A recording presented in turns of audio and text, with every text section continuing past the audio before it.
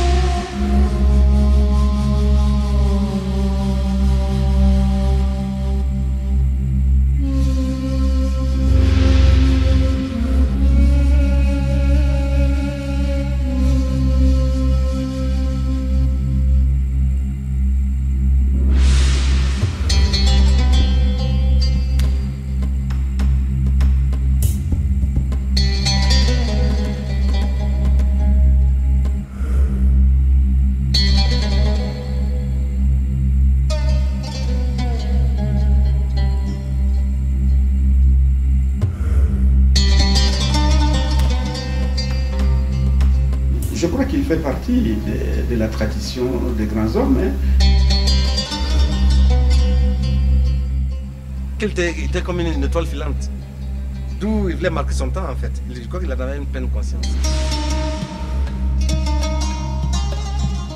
Il était vraiment passionné par le bien-être de la population. Que tout ce qui sort de l'imagination de l'homme est réalisable par l'homme. C'est ce que Sankara a tenu comme discours.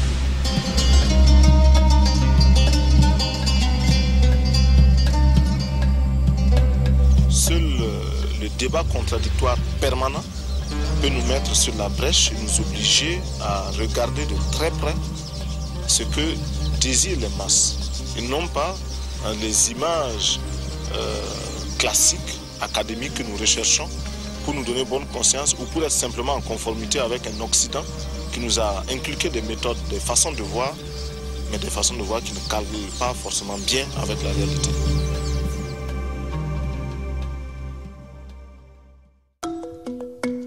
Est-ce qu'un grand homme sait qu'il a un grand destin? Je pense que tous les grands hommes savent qu'ils ont un destin. Je pense que depuis qu'il est petit, il savait qu'il allait être président.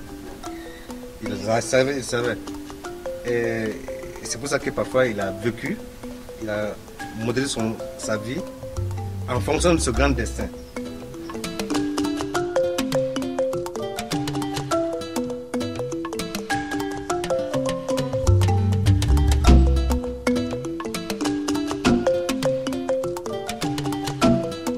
Le Burkina Faso s'appelait donc Haute-Volta d'abord.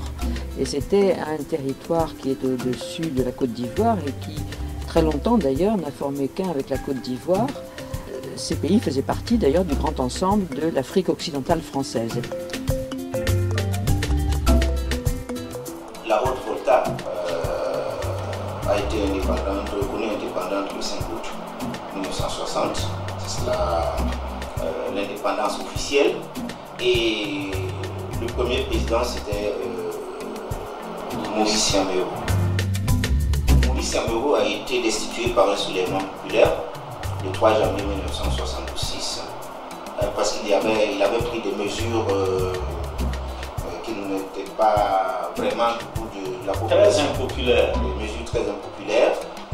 L'histoire nous laisse entrevoir qu'il aurait démissionné lui-même pour remettre le pouvoir à son chef d'état-major, le général Sangoulé Lamizana. Et le général Sangoulé Lamizana a pris le pouvoir. Il a géré assez longuement d'ailleurs. De 1966 à 1980, je pense. Oui, 1980.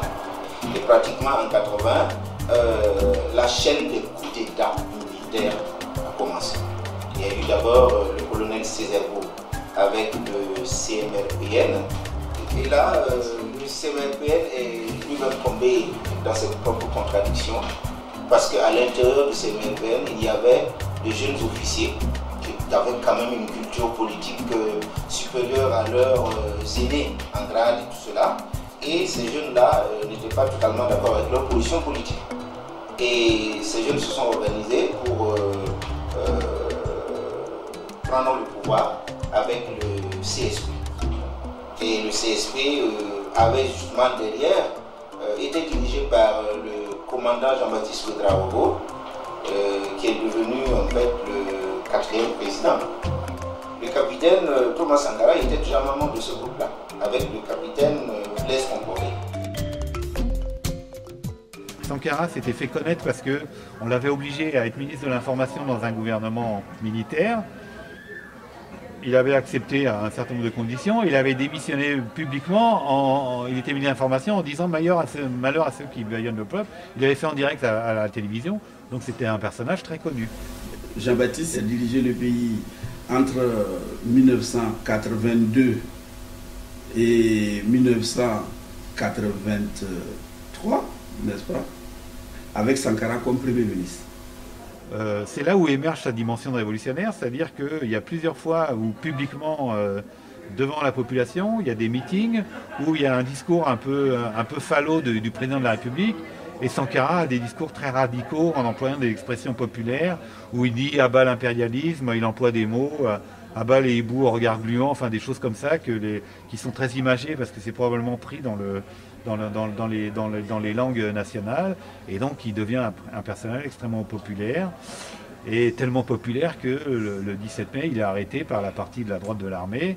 Comme le pouvoir n'est pas solide, malgré que Sankara soit en résidence surveillée, que Blaise Compaoré avait réussi à ne pas être arrêté, il s'était enfui à Pau où il dirigeait les commandos d'élite et il avait dit qu'il s'était mis en rébellion, et donc ils arrivent dans cette situation à créer tout un système de messagers. Et ils organisent la prise du pouvoir. Et finalement, leur groupe progressiste ou révolutionnaire a pu revenir au pouvoir le 4 août 1983, avec maintenant Sankara comme président du CNR et donc comme le premier responsable de cette révolution.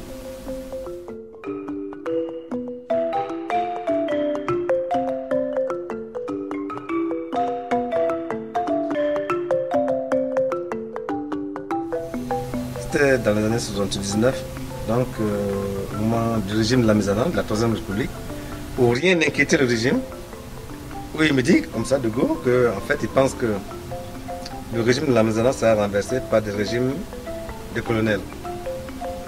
Ces régimes de colonels seront renversés par des régimes de jeunes patriotes, de jeunes officiers patriotes. Et c'est en ce moment, après seulement, que la voie sera ouverte pour la révolution. Et je dis, mais ça, c'est pas une analyse, c'est une prophétie. Et ça s'est passé exactement comme ça. Donc quelqu'un qui savait déjà, pour ne pas dire plus, il disait des choses sans analyse, mais il affirmait. Et moi, malgré mes analyses, c'est sa prophétie à lui qui s'est marché comme un chronomètre. Ça s'est passé exactement comme ça.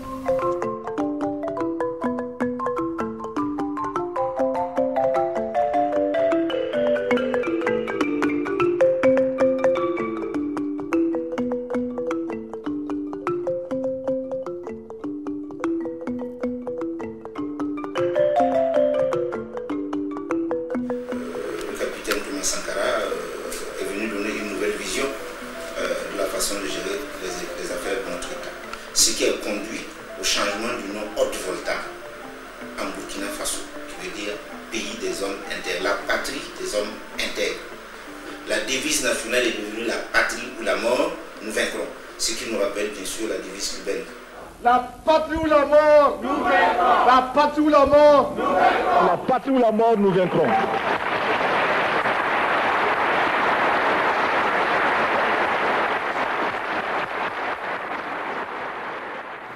L'intérêt du personnage, c'est que il est nourri de théories et il a vraiment beaucoup travaillé. Et quand on lit les discours dans les détails, il y a des références d'une culture politique extrêmement importante, y compris même d'une culture générale.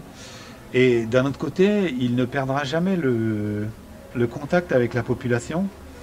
Et ce qui est caractéristique du passage de Sankara au pouvoir, c'est que d'abord, il y a eu ce travail de conscientisation de la population en disant, écoutez, nous n'avons plus à attendre Godot, on n'a pas à attendre quelque chose de l'extérieur, il faut nous-mêmes bâtir notre devenir et ça commence aujourd'hui. Je crois que ce message était passé.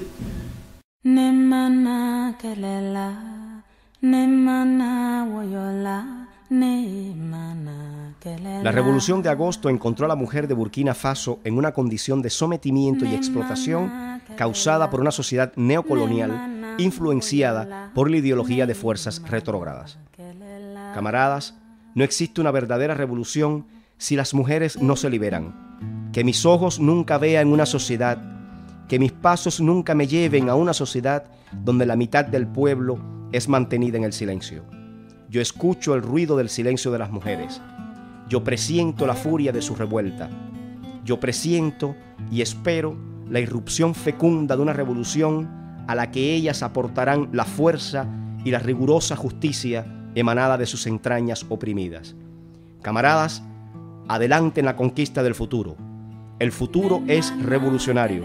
El futuro pertenece a los que luchan. Patria o muerte, venceremos.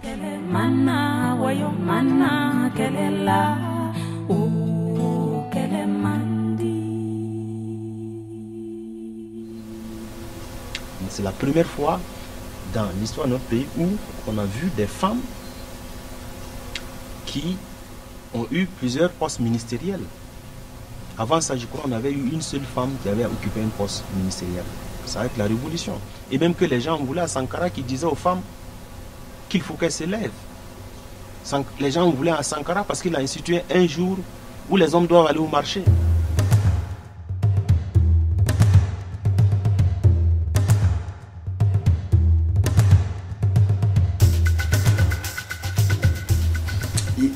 Il a fait bouger les choses. De sorte que il a un peu libéré, il appelait ça le génie créateur, mais disons quand même qu'il a libéré un peu les mentalités pour pouvoir libérer les énergies, pour construire, n'est-ce pas, quelque chose qui nous appartienne à nous. Et là, il était tout droit dans ce qu'on définit comme étant le développement endogène. C'est créer vous-même, produire vous-même, mais compter sur ses propres forces. On a incité les producteurs à développer la culture du coton, on a tenté de développer les usines locales de traitement du coton, et surtout on a tenté de développer un marché national. Les seules couches de la population qui avaient un revenu leur permettant d'acheter ce coton, ils les obligeaient à l'acheter, c'est-à-dire que les fonctionnaires ont été obligés de porter 2 fois par semaine un habit qui était entièrement fabriqué au pays par les tisserands artisanales. Faisons en sorte également que le marché africain soit le marché des Africains. Produire en Afrique, transformer en Afrique et consommer en Afrique. Produisons ce dont nous avons besoin et consommons ce que nous produisons au lieu d'importer. Le Burkina Faso est venu vous exposer ici la cotonnade produite au Burkina Faso, tissée au Burkina Faso, cousue au Burkina Faso pour habiller les Burkinabés. Ma délégation et moi-même, nous sommes habillés par nos tisserands, nos paysans. Il n'y a pas un seul fil qui vienne de l'Europe ou de l'Amérique. Je ne fais pas un défilé de mode, mais je voudrais simplement dire que nous devons accepter de vivre africain. C'est la seule façon de vivre libre et de vivre digne. Et ensuite, il a donné lui-même l'exemple, n'est-ce pas, de probité, parce que on a beau raconter, Sankara ne s'est pas enrichi, le matériel, c'était pas son souci. Tout président qu'il était, il roulait dans une R5. Il y a eu un effort de moralisation de la vie publique. La lutte contre la corruption, la confiance qu'on a restaurée aux populations.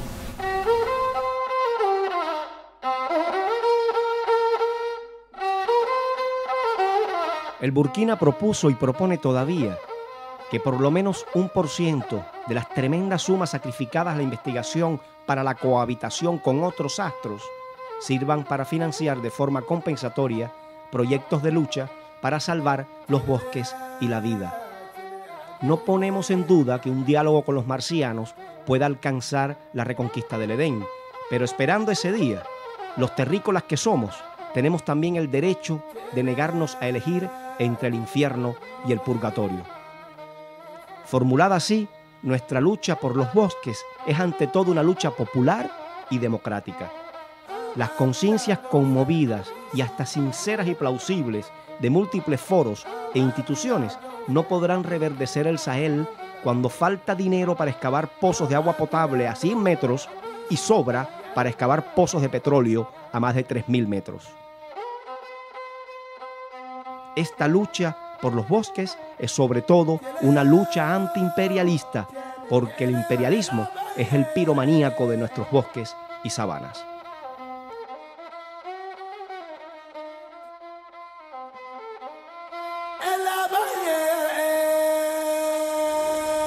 Sur la question de l'écologie, il a mis en place ce qu'on appelle les 3 luttes, c'est-à-dire la lutte contre la coupe abusive du bois, la lutte contre la divagation des animaux, c'est-à-dire que les animaux dans un village en Afrique, ils sont laissés à eux-mêmes, et donc ils mangent les pousses les plus jeunes parce que c'est les plus agréables à manger, donc ils mangent les pousses des arbres et ce qui les empêche de se développer.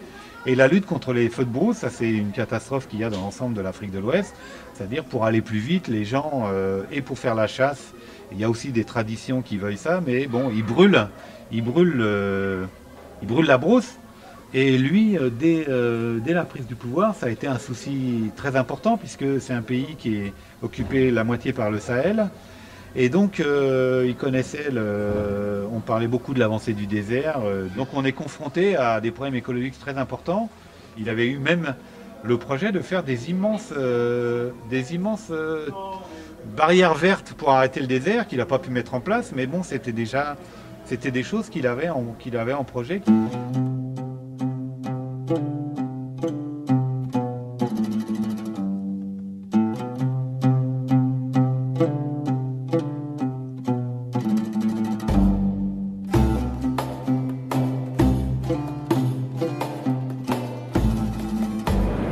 Nous estimons que la dette s'analyse d'abord de par ses origines. Les origines de la dette remontent aux origines du colonialisme. Ceux qui nous ont prêté de l'argent, ce sont ceux-là qui nous ont colonisés. Ce sont les mêmes qui géraient nos États et nos économies. Ce sont les colonisateurs qui endettaient l'Afrique auprès des bailleurs de fonds, leurs frères et cousins. Nous étions étrangers à cette dette. Nous ne pouvons donc pas la payer. La dette, c'est aussi la conséquence des affrontements. Et lorsque l'on nous parle aujourd'hui de crise économique, l'on oublie de nous dire que la crise n'est pas venue de façon subite. La crise existe de tout temps. Et elle ira en s'aggravant chaque fois que les masses populaires seront de plus en plus conscientes de leurs droits face aux exploiteurs. La question de la dette, c'est les pays de l'Amérique latine qui en faisaient leur cheval de bataille. Mais en Afrique, l'un des précurseurs, c'est Thomas Sankara, qui a demandé de refuser de payer la dette.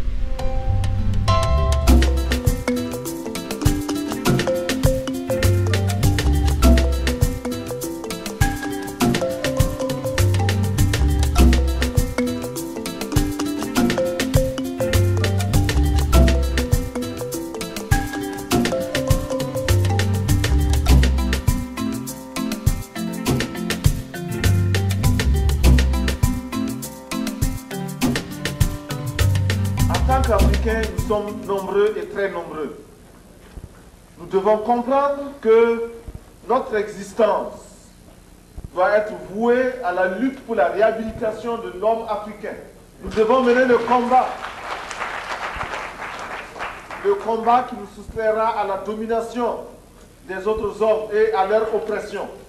Et c'est pourquoi j'ai déjà dit et je répète que notre Maison Blanche se trouve dans le Harlem noir. That's what I said, and I will repeat myself. My White House is in the Black Harlem.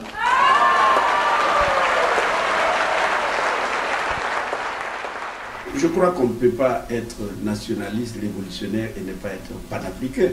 On sait très bien que nos pays, pris individuellement, ne peuvent pas avancer.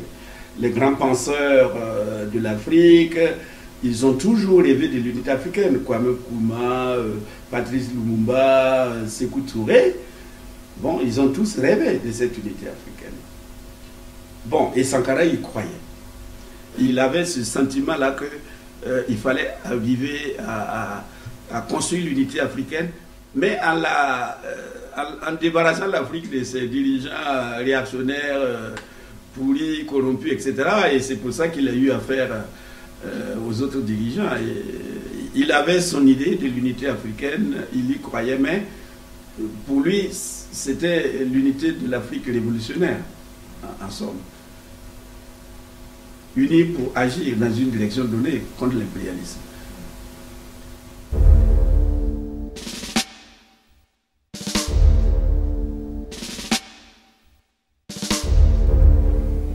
Sankara a osé ne pas voter pour la France, mais contre la France, lorsqu'il y a eu une interpellation aux Nations Unies sur la question de la Nouvelle-Calédonie, qui était brûlante à ce moment-là. Pour la République française, ça a dû être intolérable. Puisque c'est ça qui fait l'intérêt des colonies françaises pour la France, c'est qu'elles disposent de votes automatiques à l'ONU de ces pays qui sont sous sa tutelle. Es el imperialismo quien trata de dominarnos, desde el interior como del exterior de nuestro país. Este imperialismo, mediante sus multinacionales, a través de su gran capital y su poder económico, trata de controlar e influenciar también nuestros debates y nuestra vida nacional. Creándonos dificultades, trata de ahogarnos mediante un bloqueo económico. Trata igualmente de conspirar contra nosotros, contra nuestra seguridad interior.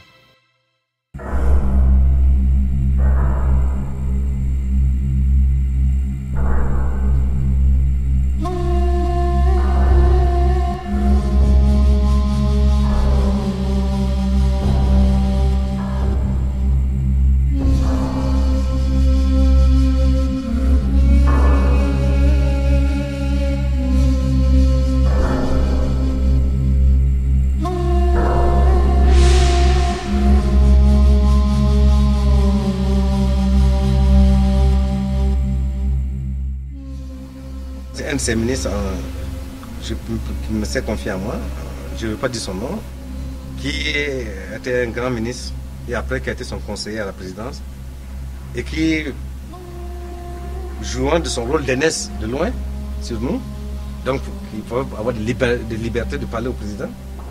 Et un jour, il lui dit, mais comment président, je ne sais pas pourquoi vous êtes si pressé que ça. Faites les choses comme si vous alliez faire autre chose. Il dit que lorsqu'il a dit ça au président, il a déposé son bic, il a regardé le doigt dans ses yeux et dit, vous avez le temps, moi, je n'ai pas le temps. La révolution s'est heurtée beaucoup à un manque d'aide extérieure, qui est une des raisons des limites, hein, c'est qu'il passait son temps à chercher de l'aide, mais non conditionnelle, comme il dit. Les erreurs de la révolution ont été parfois des erreurs de précipitation. Les événements s'accumulaient trop vite. Il allait trop vite. Le peuple ne suivait pas. À un moment donné, il y a eu un décalage. Le peuple était sous les mesures, tout le temps des mesures. Il faut que tous les jours, il y ait des nouvelles mesures. Tous les jours, il faut qu'il y ait des nouvelles mesures. Donc, les gens étaient essoufflés, en fait. Mais il a compris, puisque dans son discours du 4 août à Bobo, il a dit, il faut arrêter. Ça va trop vite et le peuple ne suit plus. Il faut rectifier la révolution. Le mot de rectifier, là, ça vient de lui. Sankara voulait rectifier la révolution pour enlever les aspects négatifs, pour avancer. Mais il a été dévancé. Pour pouvoir faire un coup, il faut avoir un leitmotiv. Donc, il y a des gens qui sabotaient l'action par le bas et qui refusaient les transformations. Parlons clairement, Blaise Compaoré, voyant donc que si on structurait bien, son ambition de prendre le pouvoir était à jamais révolue. Bah, on tout fait pour entraver et puis pour pouvoir s'aimer le bordel et puis prendre le pouvoir. Voilà.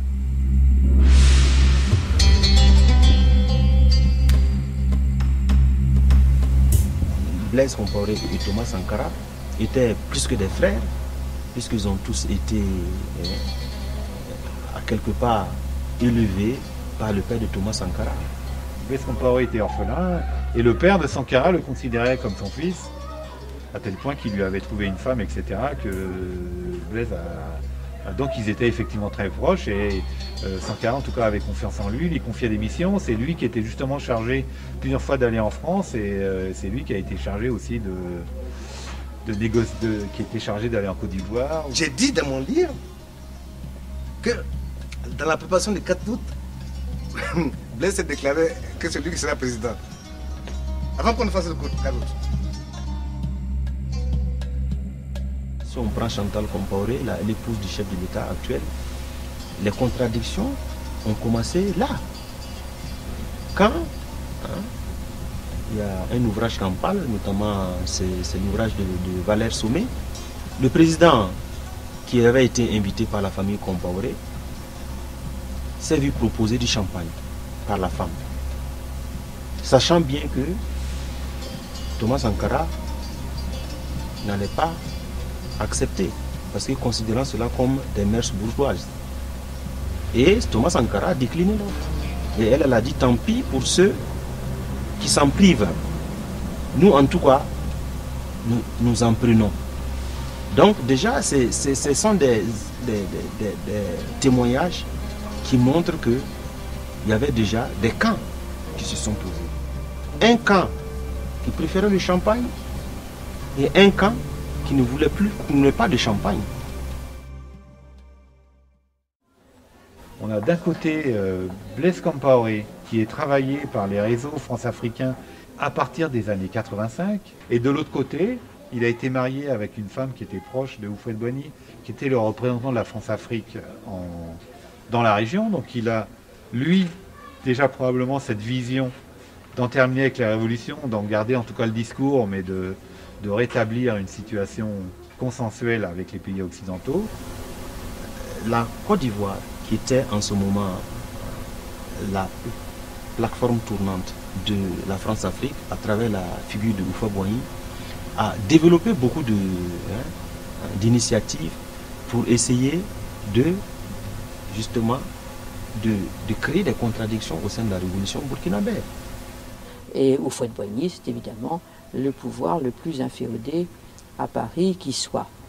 Chirac a eu à dire un mois avant, les références c'est dans le monde, mais je ne sais plus quel numéro, qu'il va falloir mettre des petits pays comme le Burkina Faso au pas. Et même Mitterrand, lors d'une de ses rencontres avec Sankara, a dit que c'est un jeune mais qui dérange beaucoup. En fait, je crois que Sankara peut-être n'avait pas compris son message. Il voulait lui dire que peut-être qu'il va trop vite. L'avènement de Thomas Sankara au pouvoir a été ressenti comme quelque chose de dangereux pour le pouvoir néocolonial, par l'effet de contagion qu'il pouvait avoir. Et donc on s'explique que tout a été fait pour mettre fin à cette expérience du Burkina Faso. Un petit pays doit savoir se ménager. C'est ça aussi l'erreur là. Il ne faut pas défier tout le monde. Il faut défier en mesure de tes forces. Voilà les erreurs de Sankara. Mais comme lui, il était pressé de mourir. Est-ce que moi, je n'étais pas pressé de mourir, moi?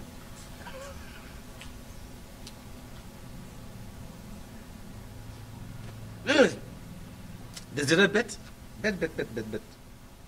Mais poussé par une force aveugle.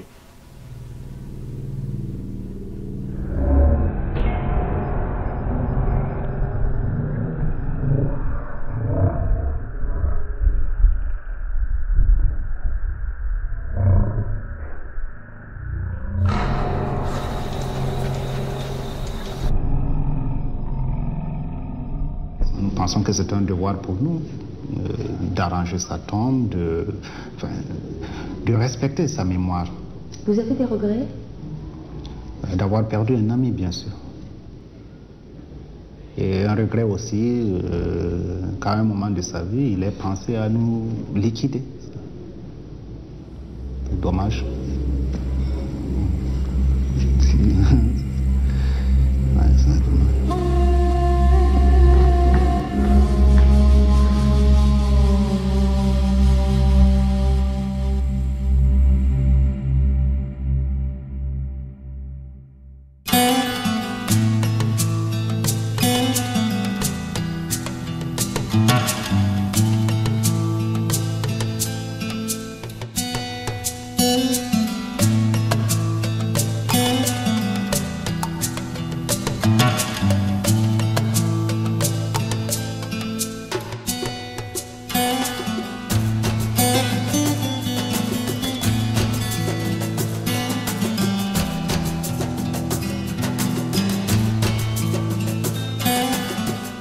Pendant quelques temps, on a continué à développer un discours révolutionnaire. Très rapidement, on est retombé dans le consensus france-africain.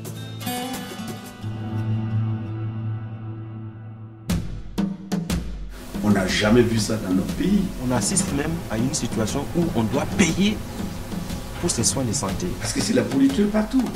En 1994, il y a eu une enquête prioritaire 1 qui donnait le taux de pauvreté à 44%. C'est la démocratie de l'argent. Il y a une fracture sociale. On n'a jamais poussé les justices à ce niveau-là. En 2003, on a refait une enquête qui donnait 46% de pauvreté. On a une démocratie bananière. Le taux de chômage à plus de 40%. Ou un régime militaire habillé aux couleurs de la démocratie. C'est les chiffres que le pouvoir même donne. Qu'est-ce qu'ils font avec leur argent? C'est les belles voitures et c'est des investissements dans des villas qui ne sont pas du niveau de notre pays.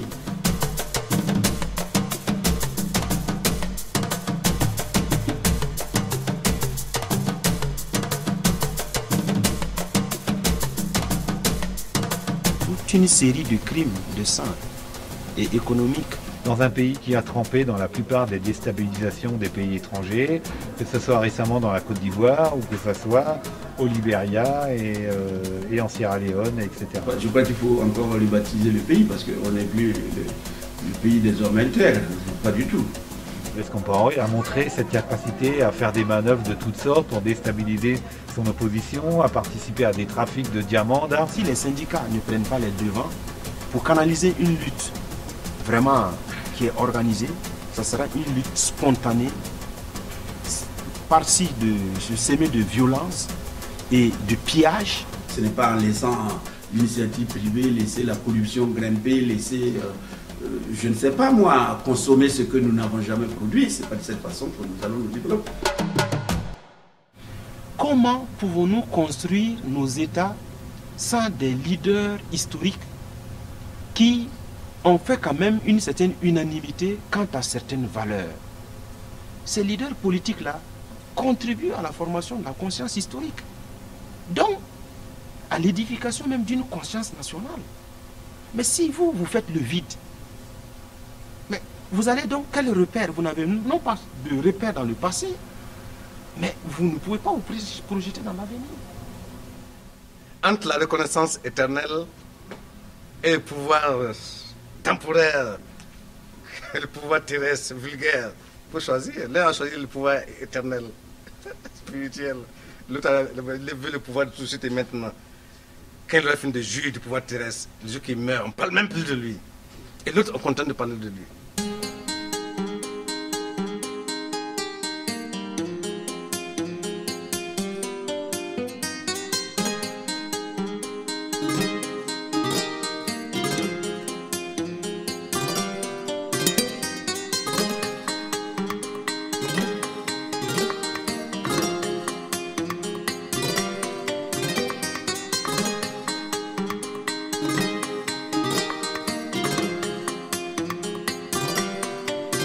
Le 15 octobre 1987, il y a eu l'assassinat du président Thomas Sankara à un moment où les peuples africains se reprenaient à espérer et le choc a été aussi terrible que pour l'assassinat de Patrice Lumumba.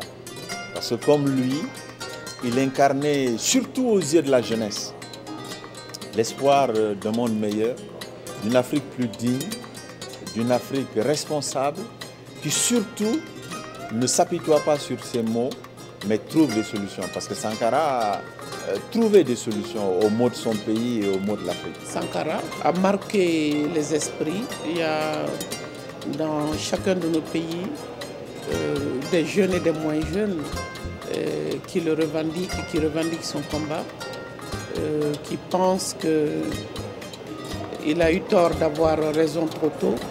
Prenons Sankara comme une bonne idée pour l'Afrique. Ne le limitons pas au Burkina. Comme j'ai dit, il est rentré dans le club de grands. Il devient quelque part intemporel. Fédérer les luttes de l'Amérique latine, de l'Afrique, d'Asie et de l'Europe qui souffrent est essentiel.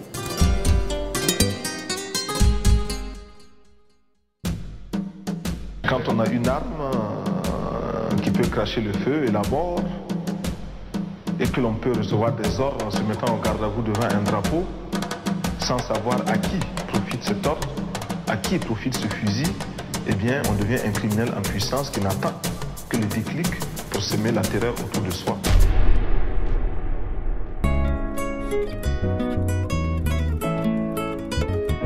Alimami samari sekutore Thomas Sankara kome kuruma Ore kelele ke Afrique notola Ma anyalu kulimalo Chebalo yenena Maloba bebora Foni kisa obedira Wali ben bebedira Ajo yamaye